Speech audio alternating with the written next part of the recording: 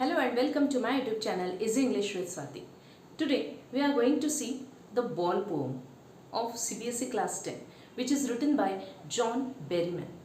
John Berryman was an American poet. He was a scholar, he was a professor, and he got the Pulitzer Prize also. What kind of poem it is? This is a symbolic poem.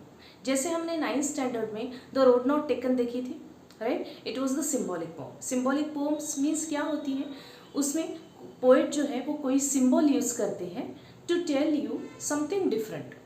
ठीक है, तो यहाँ पे भी poet ने एक symbol use किया है and that is of ball.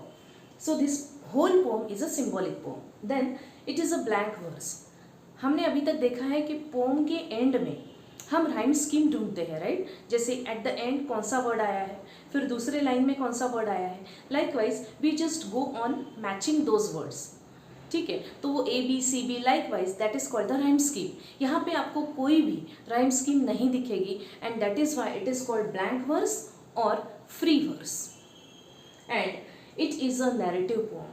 Narrative poem एक ही सिंगल स्टैंजा में, एक ही सिंगल स्टैंजा में पैराग्राफ के जैसा ये लिखा गया है. ठीक है, इसलिए इसको बोलते हैं नैरेटिव पोम. एक स्टोरी के जैसा बताया गया है, so it is a narrative poem. Now let us see what is there in the poem. Important points में क्या है, the boy lost his ball. अब एक बच्चा है छोटा and he is playing with his ball. अब टॉय है उसका, खेल रहा है उसके साथ में. अब अचानक से क्या होता है ना कि वो बॉल, अब बॉल है बाउंस होगा, राइट. तो बाउंस होते होते बॉल चले जाता है स्ट्रीट पे और स्ट्रीट से चले जाता है वाटर बॉडी की तरफ जिसके पास में ये बच्चा खेल रहा था. और बॉल अब जाता है वाटर बॉडी में, मतलब पानी में वो बॉल चले जाता है. अब इसके बाद में ऑब्वियसली बच्चा बहुत उदास होगा. तो ये भी बच्चा बहुत ज़्यादा अपसेट हुआ, continuously staring at the ball कि क्या हो गया, ये ऐसे कैसे चले गया. और इतना ज़्यादा दुखी हुआ कि वो बिल्कुल अपनी जगह से हिल भी नहीं रहा था. Continuously he was staring the ball. अब ये सब देख रहा था अपना पोएट. पोएट देख रहा था, देखो अब बच्चा है, बॉल के लिए बहुत ज़्यादा उदास है. कोई भी आदमी अगर उसको देखेगा इस तरह तो बोलेगा कि भाई ठीक है ना, इसमें क्या बड़ी बात है, जाओ दूसरा बॉल लेके आओ, सस्ती चीज़ है, राइट. एक बॉल क्या 10 बॉल के लिए मैं पैसे देता हूँ तुमको, ये लो. लेकिन यहाँ पे पोएट उसको सूद करने के लिए, उसको कंसोल करने के लिए बिल्कुल भी नहीं जाता है. वो उसको सिर्फ देखता है और सोचता है कि उसने अभी संभल जाना चाहिए. Now this is the outcome of this poem. This is the deep meaning what the poet wants to convey. तो यहाँ पे ना पोएट उसको सिर्फ देखता है और सोचता है कि अभी यही उम्र है संभलने की, यही उम्र है दुनिया क्या है, जीवन क्या है वो जानने की. अब क्या क्या डीप मीनिंग्स इसमें से निकलते हैं, क्या पोएट चाह रहा है, क्या क्या चीज़ें समझ जाए. फर्स्ट तो ये है कि रिस्पॉन्सिबिलिटी. बच्चे को अभी समझना होगा कि मैंने गलत जगह चुनी खेलने के लिए, राइट. एक तो मैं बॉल के साथ में खेल रहा हूँ और बॉल एक ऐसी चीज़ है जो उछलती है, उछल के वो कहीं और जाके गिरेगा, ये मेरे समझ में आना चाहिए था.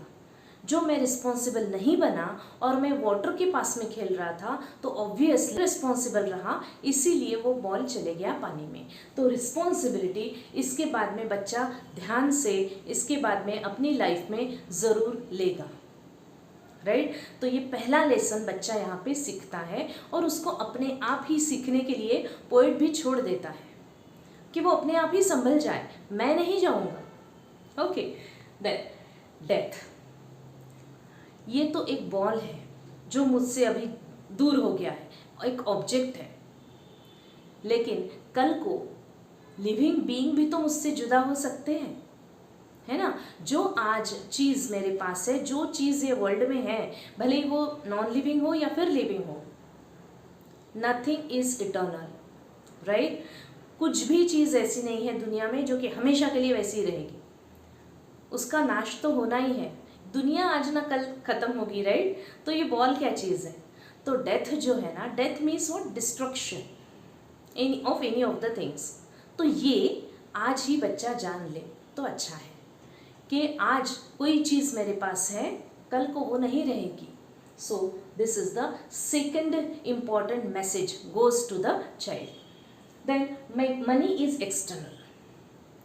पोएट जानता है कि मैं अगर जाऊं उसके पास में उसको बोलूं कि ये लो पैसे, जाओ लेके आओ दूसरा बॉल, दूसरा क्या 10 बॉल लेके आओ, लेकिन दूसरे बॉल के साथ में या और कहीं कोई भी खिलौना उसको दे दो खेलने के लिए, वो उसके साथ में इतना ज़्यादा अटैच नहीं होगा जितना वो अभी अपने बॉल के साथ में था। करेक्ट? क्योंकि और जब वो अभी तो बच्चा ही है, लेकिन जब वो और ज़्यादा छोटा था ना, तब से वो बॉल के साथ में खेलते आ रहा है, तो उसकी मेमोरीज वो बॉल के साथ में जुड़ी है। सेम मेमोरीज, सेम अपनापन वो नए खिलौने के साथ में उसको नहीं मिलेगा। राइट? तो money is external. Another message, then one has to move further.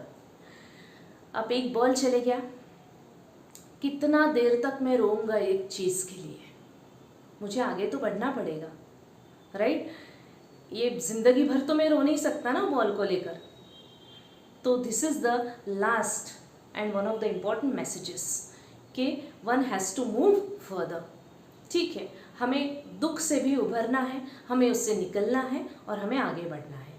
तो ये 4 इम्पॉर्टेंट चीज़ें मिलती हैं हमें ये पोम से, और पोएट भी चाहता है कि बच्चा अभी ये सब चीज़ें सीख जाए, इसलिए पोएट वहाँ पे जाके उसको कुछ भी बातें नहीं करता, उसके साथ में उसको शांत करने की कोशिश भी नहीं करता है।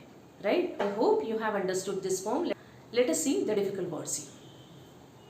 शेकिंग ग्रीफ, वैसे तो सभी डिफिकल्ट वर्ड्स आपको दे दिए हैं बुक में ही।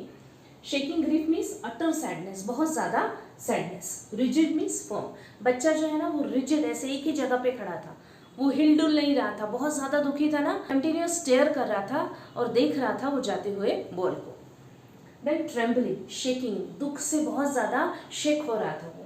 Then epistemology of loss, it means knowledge. अभी ये बात वो समझ ले कि लॉस का क्या नॉलेज है, लॉस से मुझे कितना ज़्यादा प्रॉब्लम हो रहा है, अभी कितना ज़्यादा मुझे दुख हो रहा है, ये वो अभी जान ले। डेस्परेट मीन्स डिस्ट्रेस, बहुत ज़्यादा अपसेट हुआ है, बहुत उदास हुआ है, बहुत दुखी हुआ है वो बच्चा। देन पोएटिक डिवाइसेस हियर, ये पूरी पोम ही क्या है, सिंबॉलिज्म, तो यहाँ पे सिंबॉलिज्म तो आएगा ही।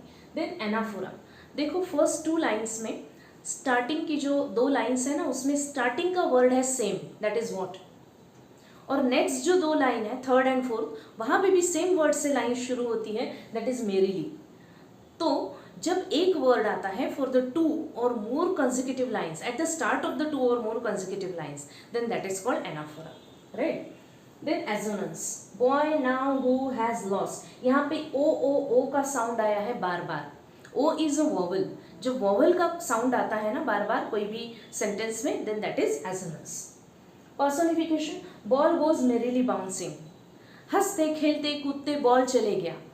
एक्चुअली ये किसकी क्वालिटी है, हंसना खेलना कूदना, ह्यूमन क्वालिटी है, लेकिन वो हमने किसको दे दी है, बॉल को, and that is why it is personification. Repetition, what, ये वर्ड रिपीट हुआ है, देखो व्हाट के बाद में दूसरा एक और व्हाट आया है, ठीक है, that is why it is repetition.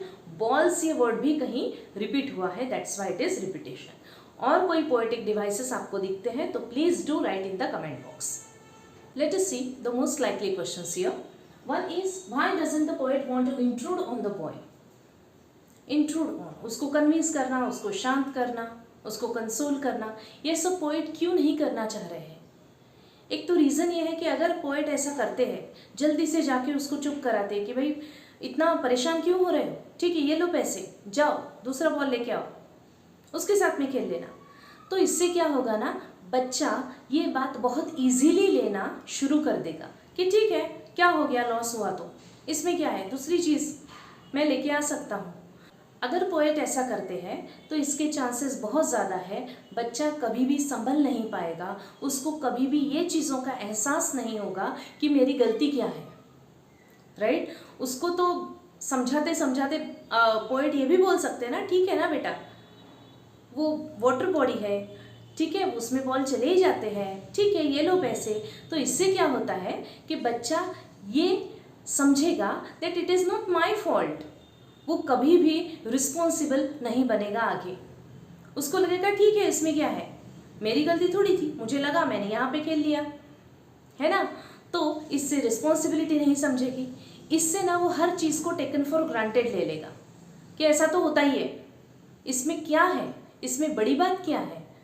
तो यहाँ पे उसको संभलना बहुत ज़रूरी है, उसको ये बात का एहसास होना बहुत ज़रूरी है कि डेथ या फिर destruction of any of the things is the ultimate truth of life. इतनी भी ज़्यादा वेल्थ तुम लेके आओ, लेकिन वो तुम्हारे लॉसेस को, जो तुम्हारी मेमोरीज है किसी चीज़ से जुड़ी हुई, उसको रिप्लेस नहीं कर सकती है।